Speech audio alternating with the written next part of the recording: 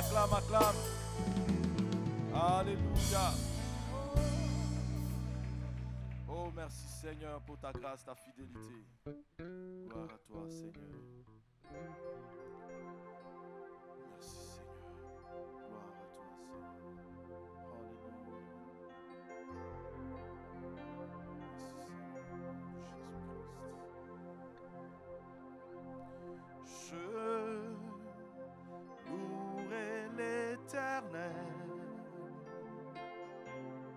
de tout mon cœur. Je raconterai toutes tes merveilles. Je chanterai ton nom. Je louerai l'Éternel de tout mon cœur. Je ferai de toi le sujet de ma joie. Alléluia. Oui, je louerai l'Éternel. Je louerai l'Éternel de tout mon cœur. Je raconterai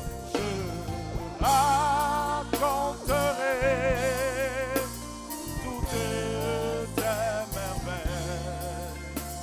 Je chanterai son nom. Je louerai l'Éternel de tout mon. Je ferai de toi le sujet de ma joie. Je ferai de toi le sujet de ma joie. Alléluia. Oh, je ferai de toi. Je ferai de toi le sujet de ma joie. Alléluia.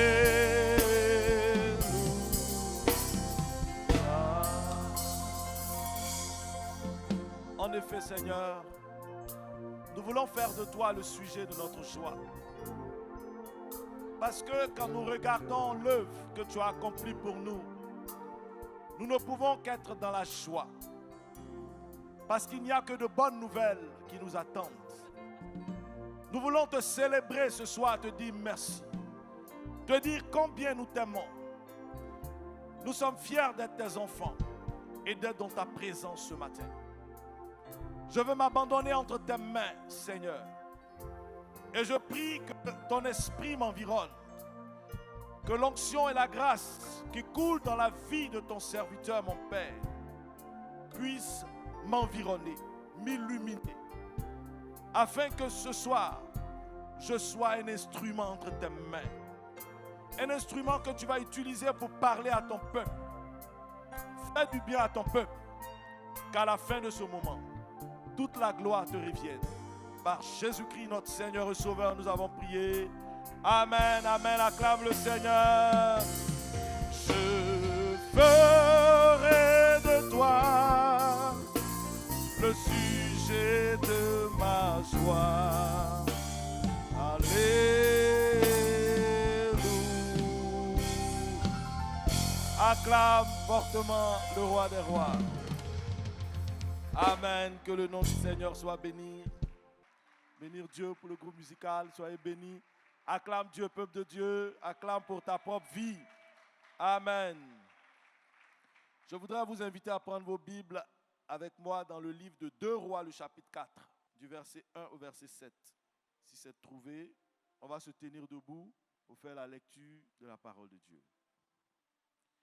Une femme d'entre les femmes des fils des prophètes cria à Élisée en disant, ton serviteur, mon mari, est mort, et tu sais que ton serviteur craignait l'Éternel.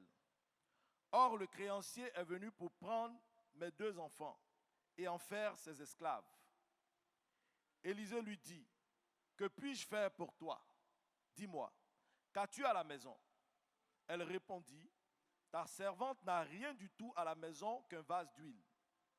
Et il dit, va demander dehors des vases chez tous tes voisins, des vases vides, et n'en demande pas un petit nombre. Quand tu seras rentré, tu fermeras la porte sur toi et sur tes enfants. Tu verseras dans tous ces vases, et tu mettras de côté ceux qui seront pleins. Alors, elle le quitta. Elle ferma la porte sur elle et sur ses enfants. Et il lui présentait les vases et elle versait. Lorsque les vases furent pleins, elle dit à son fils, présente-moi encore un vase. Mais il lui répondit, il n'y a plus de vase, et l'huile s'arrêta. Elle alla le rapporter à l'homme de Dieu et il dit, va vendre l'huile et paie ta dette et tu vivras toi et tes fils de ce qui restera. Parole de l'Éternel. Que Dieu bénisse sa parole. On peut acclamer la parole de l'Éternel. Veuillez vous rasseoir s'il vous plaît. Le thème que j'aimerais partager avec vous ce soir, je l'ai intitulé « Le mystère du vase d'huile ». Le mystère du vase d'huile.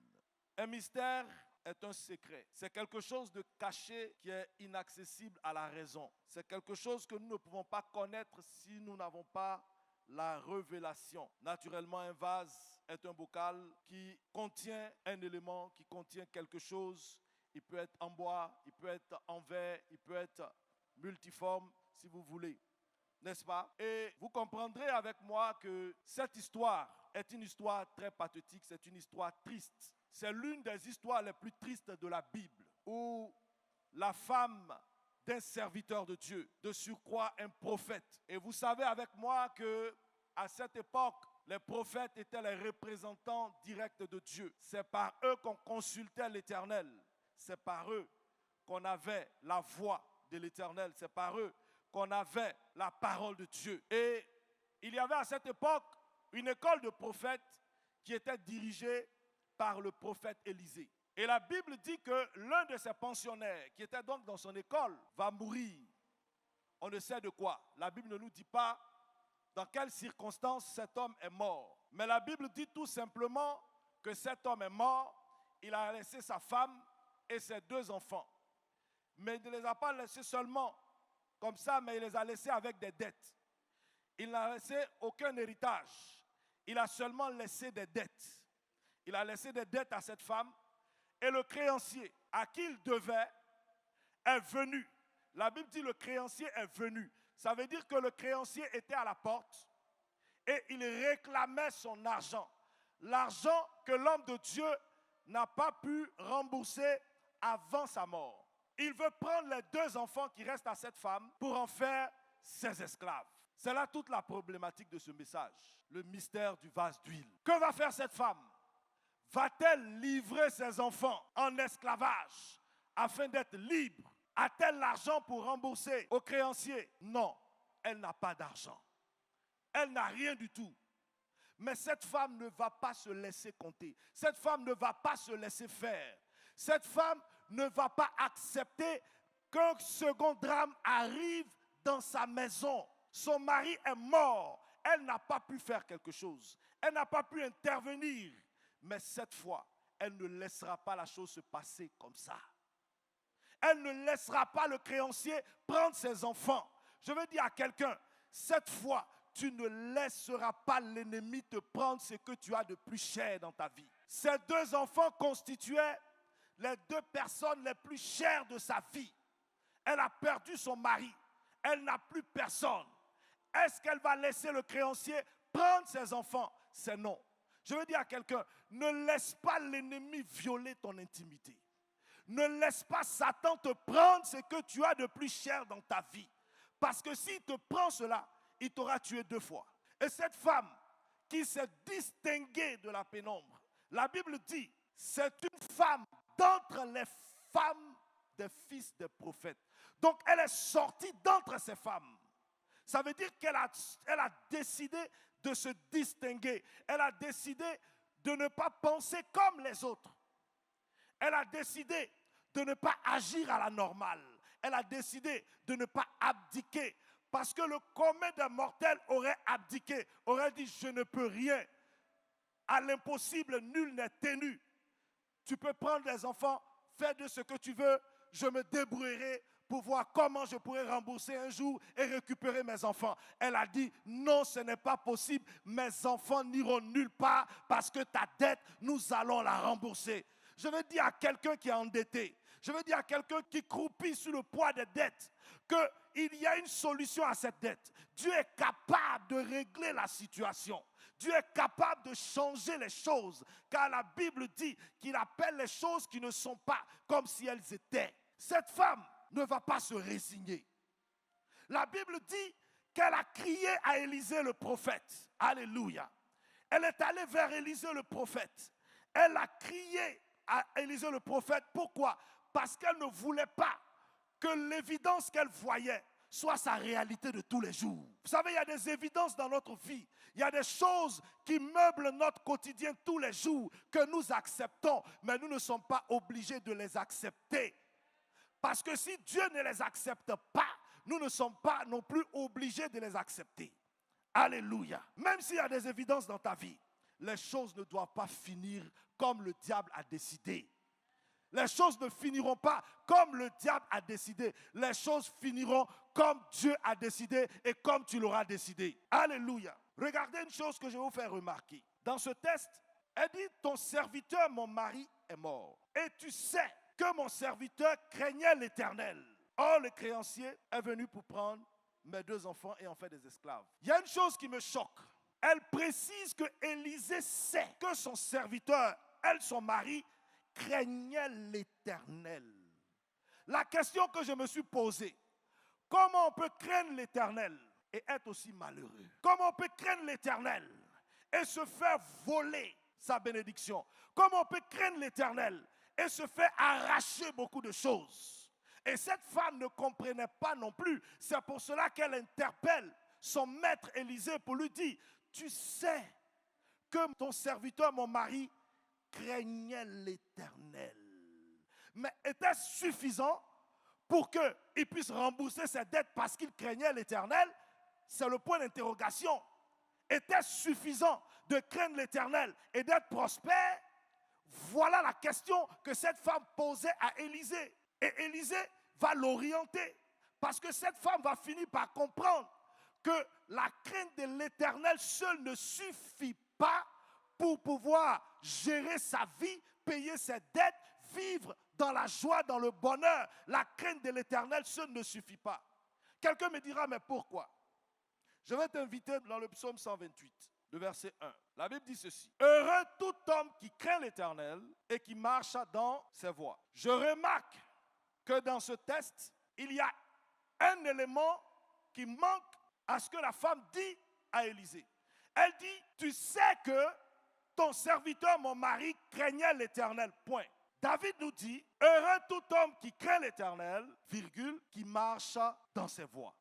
Donc, il y a craindre l'Éternel et il y a marcher dans ses voies. C'est 2 choses différentes. Cet homme craignait l'Éternel, mais est-ce qu'il marchait dans les voies de l'Éternel? Voilà la question.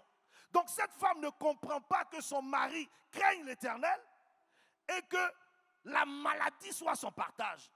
Et beaucoup d'entre nous, nous ne pouvons pas comprendre que nous vivons dans la sanctification. Nous craignons l'Éternel. Il y a des choses que nous refusons de faire. Nous refusons de nous compromettre. Et malgré tout, notre vie est bloquée. Des choses sont difficiles dans notre vie. La maladie, la pauvreté, la mort. Il y a beaucoup de choses dans notre vie. La question ce soir que tu dois te poser, est-ce que je marche dans les voies de l'Éternel? Alléluia. Quelqu'un va me demander, mais c'est quoi les voies de l'Éternel? Prends avec moi le psaume 103, le verset 7. Il a manifesté ses voies à Moïse, ses œuvres aux enfants d'Israël.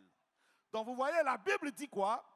Dieu a manifesté ses voies à Moïse, mais il a révélé ses œuvres aux enfants d'Israël.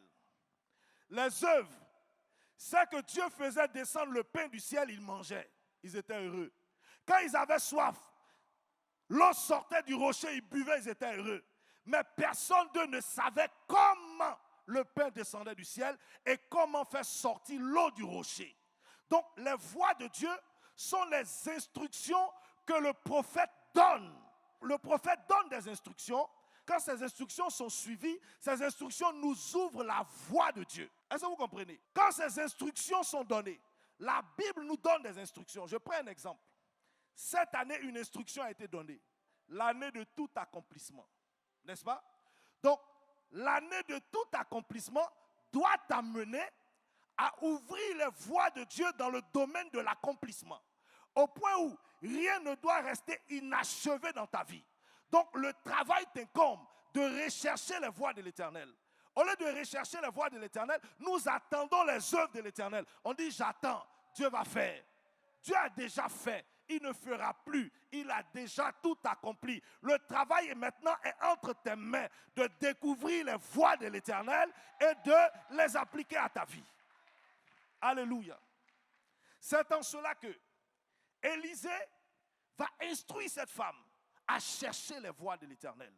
Donc, dès cet instant, Élisée va lui dire, que puis-je faire pour toi? Donc, Élisée a compris que ce n'était pas une femme ordinaire, c'était une femme qui voulait creuser, qui voulait aller plus loin. Contrario à son mari, qui lui aurait pu poser la question à Élisée, pour dire à Élisée, mais pourquoi je souffre? Pourquoi ma vie est tendue? Puisqu'il était élève d'Élisée. Mais il n'a pas posé cette question à Élisée, donc il est mort malheureux. Mais cette femme refuse de mourir malheureux comme son père. J'ai dit à quelqu'un, refuse de mourir malheureux comme tes parents. Là où tes parents ne sont pas arrivés, toi tu y arriveras. Là où tes parents ne sont pas mariés, toi tu vas te marier. Pourquoi? Parce que tu as les voies qui mènent au mariage. Tu as les voies qui mènent au succès. Tu as les voies qui mènent à la réussite. Parce que c'est important de connaître la voie. Parce que si je dis à quelqu'un que je vais aller à Cocody et que la personne me montre la voie d'Abobo, et que je suis la voie d'Abobo. Je vais suivre la voie d'Abobo pendant plusieurs jours, mais je ne suis pas sûr d'arriver un jour à Cocody. Pourquoi? Parce qu'on m'a montré une mauvaise voie. N'est-ce pas? Donc, Élisée va se vertuer à montrer la voie à cette femme. Et c'est en cela que je vais vous parler de trois voies, trois points essentiels que Élisée va montrer à cette dame. Le premier point, nous devons savoir que nous avons quelque chose qui fera toujours la différence. Le chrétien doit savoir qu'il a en sa possession quelque chose qui fera toujours la différence, quelle que soit la situation. J'ai dit, quelle que soit la situation. Et c'est l'huile. Il dit, qu'as-tu chez toi dans ta maison? Elle dit à Élisée, je n'ai rien d'autre qu'un vase d'huile. Amen. Elle dit, je n'ai rien d'autre qu'un vase d'huile. On va en revenir. Je veux dire à quelqu'un ce soir, l'huile est l'image de la présence de Dieu. L'huile est l'image du Saint-Esprit dans notre vie. Le simple fait que nous ayons le Saint-Esprit dans notre vie nous qualifie à la réussite. Amen. Je ne dis pas nous donne la réussite, mais nous qualifie à la réussite. Ça veut dire que tu es qualifié. Quelqu'un qui fait une formation qualifiante, il a la qualification, maintenant il faut exercer sur le terrain. N'est-ce pas? Donc, le Saint-Esprit que nous avons, l'huile que nous avons, nous qualifie au succès, nous qualifie à la réussite. N'est-ce pas? Et cette femme avait un peu d'huile, un petit pot d'huile à la maison, mais qu'elle ne considérait pas. Parce qu'elle pensait que c'était anodin d'avoir ce flacon d'huile. Je suis sûr que son mari regardait cette huile. Il savait, il connaissait la valeur de l'huile. Il savait ce que l'huile était capable de faire, mais il n'a pas osé. Vous voyez, il y a des chrétiens qui n'osent pas. Il y a des chrétiens qui préfèrent s'arrêter au superficiel. Ils ne veulent pas aller loin avec Dieu. Ils ne veulent pas comprendre, cerner les choses de Dieu. Entrer dans des expériences avec Dieu. Faire des expériences avec le Seigneur. Avoir des témoignages. Il y a des gens qui n'ont aucun témoignage dans leur vie. Qui ne peuvent pas se baser sur des témoignages que Dieu a réalisés dans leur vie pour des combats futurs. Vous devez avoir des repères. Et cette femme, elle avait l'huile avec elle. Et cette huile, Élisée lui dit, tu as quelque chose chez toi. Je vais dire à quelqu'un, tu as quelque chose chez toi qui peut faire la différence. Tu as quelque chose avec toi qui peut faire la différence. Tu n'as peut-être pas l'argent. tu n'as peut-être pas de connaissances, mais tu as le Saint-Esprit. Et le fait que tu aies le Saint-Esprit, c'est suffisant pour tout réaliser dans ta vie. Alléluia. La Bible dit celui qui a Christ. Mais Christ, en effet, qu'est-ce que ça veut dire? Christ, ça veut dire oint. Christ, ça veut dire oint. Donc, quand la Bible dit celui qui a Christ, il sait ce qu'il dit. Donc, celui qui a l'onction, il a tout. Mais seulement qu'il ne sait pas. Celui qui a l'onction a la guérison, mais il ne sait pas. Vous voyez, il y a des gens qui ont le Saint-Esprit, mais qui sont malades, mais ils ne savent pas que le Saint-Esprit est capable de les guérir de cette maladie. La Bible dit, si l'esprit de celui qui a ressuscité Jésus-Christ d'entre les morts est en vous, il donne la vie à votre corps mortel. Donc le Saint-Esprit en nous doit nécessairement communiquer la vie à tous nos membres, doit communiquer la vie à notre corps. Donc le Saint-Esprit est suffisant pour vaincre même la maladie la plus incurable. On se dit, c'est vrai, je suis chrétien, je prie, je parle en langue, c'est vrai. Mais qu'est-ce que ça m'apporte? Mais ça t'apporte l'éclairage. Plus tu parles en langue, plus le Saint-Esprit t'ouvre les voies du Seigneur. Je vous ai parlé des voies du Seigneur tout à l'heure. Il t'ouvre les voies du Seigneur. Regardez, une fois j'avais perdu quelque chose. Papa nous a enseigné une chose. Il nous a dit que quand lui perd quelque chose, il parle en langue et puis il retrouve la chose. Donc moi je ne comprenais pas. J'ai dit, mais comment ça peut se faire? Et il y a un document important que je cherchais, mais je ne trouvais pas. Ma femme qui est minutieuse, elle a tout cherché, elle ne trouve pas. Et je me suis souvenu que papa l'avait enseigné une fois. Donc je me suis étendu et j'ai commencé à parler en langue. J'ai parlé en langue pendant au moins 30 minutes. Et puis il y a une lumière qui est venue. Il y a quelque chose qui me dit, mais regarde dans tel endroit. Et quand je vais, je prends la chose exactement, mais j'ai commencé à rire moi seul. Est-ce que vous voyez? Donc, nous avons quelque chose et nous ignorons que nous avons la chose. Et cette femme avait ce petit flacon d'huile dans sa maison, mais elle ignorait la valeur de cette huile. Je vais dire à quelqu'un, le Saint-Esprit que tu as, est comme notre Père le dit, c'est le plus grand diplôme qu'un homme puisse avoir sur cette terre. Et si tu as le Saint-Esprit, tout peut s'ouvrir à toi. Alléluia. Vous voyez cette femme, elle était concentrée sur ce qu'elle n'avait pas. Mais le prophète s'est concentré sur ce qu'elle a. Très souvent, nous faisons l'apologie de ce que nous n'avons pas. Je n'ai pas ci. Je ne me sens pas bien. Je n'ai pas d'argent. Je ne connais personne. Mais Élisée lui dit, tu as quelque chose. Lui, il se concentre sur ce qu'elle a. Parce qu'à partir de ce qu'elle a, il peut multiplier. Alléluia. Mais si vous n'avez pas le sentiment que vous avez quelque chose qui puisse faire la différence, vous allez penser que vous n'avez rien. Elle dit, je n'ai rien du tout que un flacon d'huile. Mais c'est que tu as quelque chose, mais rien qui est venu avant là, ça sert à quoi? Dis simplement, j'ai un petit flacon d'huile à la maison, mais je ne sais pas ce que je vais en faire. Mais tu dis, je n'ai rien d'autre. Je dis à quelqu'un, tu as quelque chose. Je dis à quelqu'un, tu as quelque chose. Et parce que tu as quelque chose, des choses vont se manifester dans ta vie. Un jour, le Seigneur envoie Moïse pour aller libérer le peuple d'Israël. Et Dieu lui dit, va vers mon peuple, dis-leur que je me suis révélé à toi et que je veux les sauver.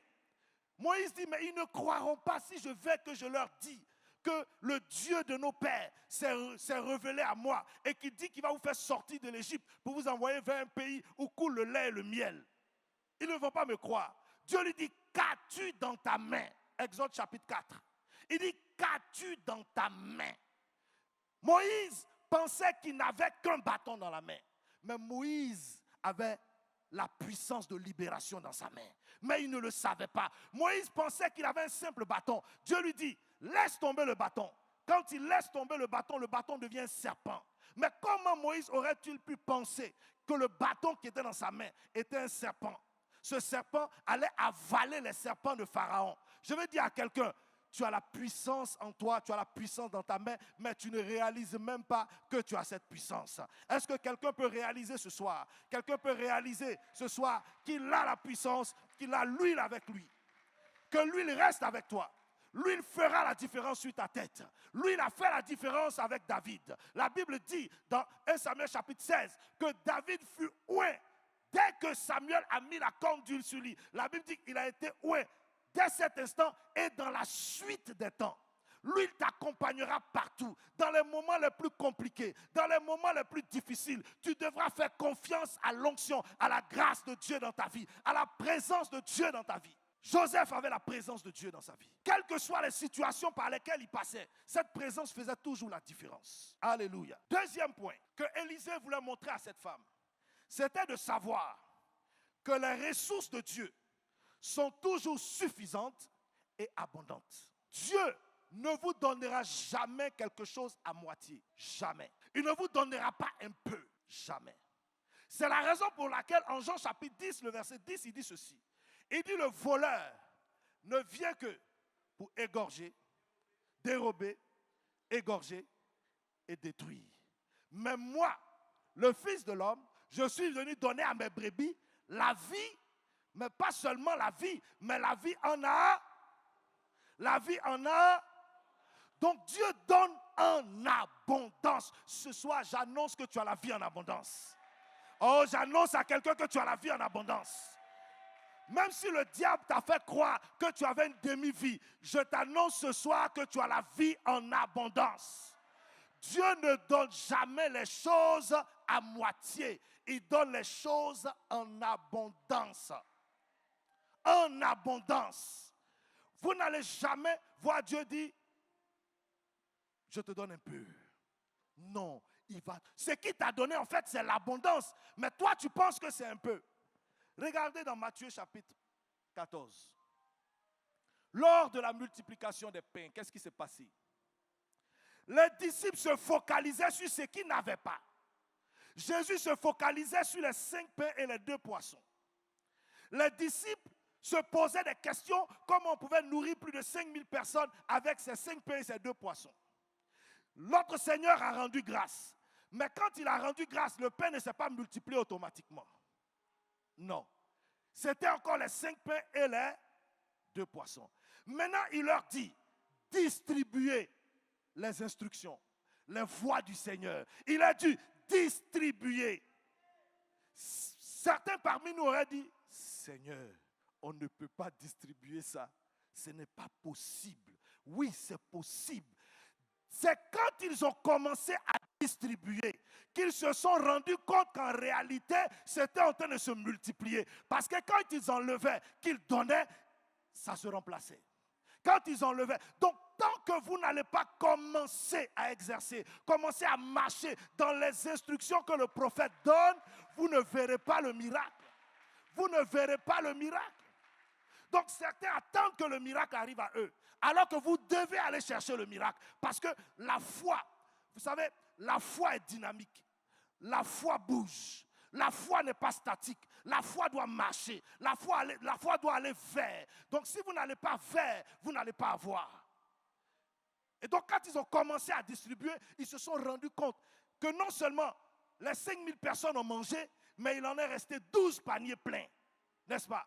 Quand vous allez commencer à faire, à marcher comme le prophète a dit, alors vous verrez le miracle s'accomplir dans votre vie. Vous verrez la grâce de Dieu se manifester dans votre vie. Mais tant que vous ne ferez pas cela, vous allez rester et vous pouvez mourir même si vous craignez l'Éternel. Dieu ne vient jamais pour prendre, il vient pour donner. Le Seigneur ne vient pas pour prendre, lui vient pour donner. Le Fils de Dieu est venu pour donner.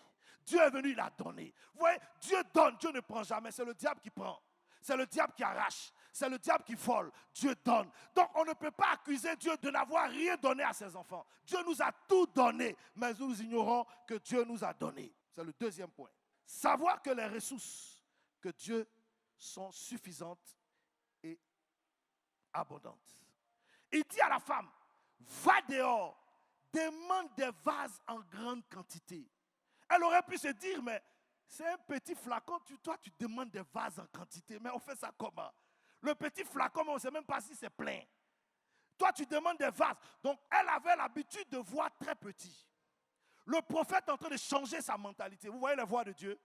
Vous comprenez maintenant les voies de Dieu? Les œuvres de Dieu et les voies de Dieu, c'est deux choses différentes. Dieu peut vous manifester ses œuvres. Vous voyez des miracles, vous voyez des choses. Mais comment y accéder, vous ne savez pas. N'est-ce pas? Donc quand vous êtes malade à la maison, vous attendez. Vous voulez même appeler papa, papa, ça ne va pas, prie pour moi. Non, il t'a déjà enseigné comment chasser la maladie de ta vie. Donc il t'a montré la voie. Il t'a donné des instructions. C'est à toi d'appliquer ces instructions. Il y a quelques semaines, mon fils est tombé très malade. il avait une angine, il avait plein de plaies dans la bouche. J'ai compris pourquoi après j'ai eu ça. Et je l'envoie à l'hôpital, on a payé des antibiotiques, on a tout payé. Et puis ça n'allait pas. Jour après, je continue à chauffer. Mais vous savez, le diable, il vous fait souvent oublier l'essentiel. Et j'étais à la maison, et puis il y a une voix qui me dit, mais tu as tout fait, mais est-ce que tu as prié pour lui? Ah, mais comment je n'ai pas pu penser à ça? Mais ce n'est pas possible. Et je l'appelle, je dis, viens. Et puis je commande. Il avait une boule ici, un ganglion. Je commande au ganglion. Je dis, à partir d'aujourd'hui, je te sèche. Tu disparais. L'enfant dont il se réveille le matin, il me dit, papa, ça a disparu. J'ai réalisé que souvent, on a la chose, mais on fait comme si on n'a pas la chose. Ou bien le diable nous fait oublier qu'on a la chose. Il nous fait oublier qu'on a la démarcation. Il nous fait oublier qu'on a ce qui peut faire la différence. Je veux dire à quelqu'un, dès l'instant où la parole a été déjà libérée, approprie-toi cette parole, saisis cette parole, applique-la dans ta vie et elle s'accomplira. Elle s'accomplira. Cette femme est allée, elle a pris des vases en grande quantité. Et je suis sûr que les gens lui posaient des questions. Mais toi, on sait que tu n'as rien. C'est quelle histoire de prendre beaucoup de vases? On espère que ce n'est pas pour aller vendre nos vases. Mais parce que, attends, quelqu'un qui n'a rien et qui vient prendre toutes tes assiettes chez toi à la maison, elle n'a pas de fête, elle n'a pas tué un bœuf. Il n'y a rien, il n'y a pas de fête à la maison. Elle vient, donne-moi ta casserole, donne-moi ta marmite, donne-moi. Et puis elle prend en quantité dans tout le quartier. Mais le quartier doit s'interroger. Le quartier va s'interroger.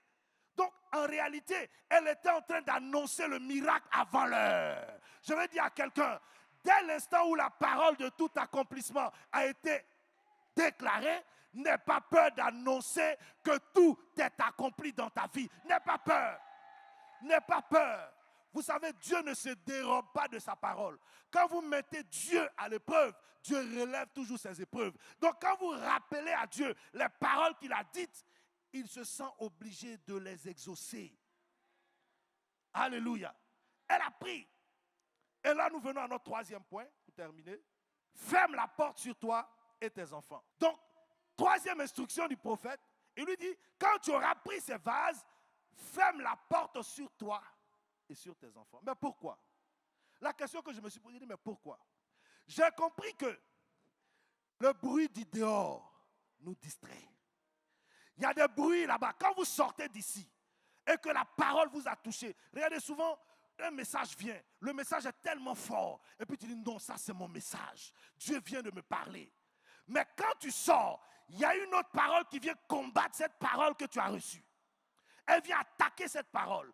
Parce que c'est cette parole qui est censée féconder, censée produire des fruits. Mais comme le diable ne veut pas, il va combattre cette parole. Donc Élisée va lui dire, les vases que tu allais prendre en grand nombre, tu vas revenir avec. Mais si tu écoutes les gens du dehors, l'huile ne va pas se multiplier. Parce qu'ils te diront, mais toi tu es sûr que ça peut se multiplier toi aussi. Il faut voir l'évidence. Ne pense pas que non, ce n'est pas possible. Donc elle ferme la porte pour ne pas écouter les bruits du dehors. Je veux dire à quelqu'un, arrête d'écouter des paroles qui ne sont pas des paroles venant de la parole de Dieu ou venant de ton prophète. Ça paraissait insensé que le prophète lui dise d'aller prendre des vases en grand nombre. Alors qu'elle avait un petit flacon. Je veux dire à quelqu'un, le peu que tu as se multipliera au nom puissant de Jésus-Christ. Vous savez pourquoi? Parce qu'elle est accompagnée d'une parole prophétique, c'est tout. La parole prophétique fera la différence. Alléluia. Il dit, ferme la porte. Ferme la porte. Regardez, il y a des évidences dans notre vie que nous ne devons pas considérer. Nous devons fermer les portes à ces évidences-là. Parce qu'elles viennent noyer notre foi. Elles viennent tuer notre foi. Le médecin te produit un diagnostic. C'est une évidence. C'est tellement clair. Tous les examens l'ont prouvé. Mais le Seigneur te demande de fermer les oreilles à cela et de n'écouter que la voix de ton prophète. Il dit ferme la porte. Ne regarde pas ces personnes. Ne cherche pas à les écouter parce qu'ils viendront te distraire. Ils viendront te dire que tu ne rentreras pas dans ton mariage. Ils viendront te dire que cette entreprise ne va pas prendre. Elle ne va pas prospérer. Ça ne va pas marcher. N'écoute pas ça. Écoute l'année de tout ta accomplissement. La parole a été déjà libérée. Alléluia. La parole a été déjà libérée. Il dit ferme la porte. Alléluia. Si tu veux voir la parole se réaliser, ferme la porte à l'évidence du dehors. Les preuves du médecin, les situations, la pauvreté ne sont rien devant la parole. Ferme ta porte. Il dit ferme la porte et verse l'huile. Pendant qu'elle a fermé la porte, elle versait l'huile. Elle continuait de verser l'huile. Elle continuait de verser l'huile. Bien-aimé, pendant que tu as fermé tes oreilles au bruit du dehors, continue de parler en langue, continue de prier, continue de t'attacher à ta foi, continue de dire, je sais que je réussirai, je sais que le succès est mon partage, je sais que la guérison est mon partage. Continue de dire ces choses, continue de les proclamer. Pendant que tu les proclames, tu vois le contraire. Certainement, d'autres venaient taper à la porte. Voisine, il y a quoi chez toi? Il y a quoi? Et puis tu as pris. N'écoute pas ça. Continue de verser l'huile. Continue de prier. Continue d'intercéder. Continue de jeûner. Continue de croire à la parole. Et un matin, le soleil se lèvera. Et tu verras la gloire de Dieu dans ta vie. Tu verras cette gloire se manifester. Alléluia. L'huile du petit vase va toujours couler. Tu sais pourquoi? Parce que tu es toujours rempli. La Bible dit que quand le dernier vase est arrivé et qu'elle a fini de remplir le dernier vase, la Bible dit l'huile s'arrêta. Vous savez pourquoi l'huile s'est arrêtée? Parce qu'il n'y avait plus de vase. Mais je vais dire à quelqu'un, dans la nouvelle alliance, nous sommes le vase de l'Éternel. Et la Bible dit qu'il nous a remplis de toute sa plénitude. Mais en réalité, il nous a vidés avant de nous remplir. Parce que Dieu ne remplit jamais un vase qui n'est pas vidé. Et tant que nous comptons sur le Seigneur, nous sommes un vase vide. Et l'huile ne manquera jamais de couler dans ta vie. Je dis à quelqu'un, l'huile, tant que tu compteras sur le Seigneur, tant que ta foi sera dans le Seigneur, tu seras toujours vide de toi et plein de Dieu. Et tant que tu es plein de Dieu, l'huile n'arrêtera jamais de couler. L'huile coulera toujours, coulera dans ton foyer, coulera dans tes finances, coulera dans ta santé. Et tu verras la gloire de Dieu se manifester fortement dans ta vie. Que Dieu te bénisse. Merci. Acclame le Seigneur pour la parole.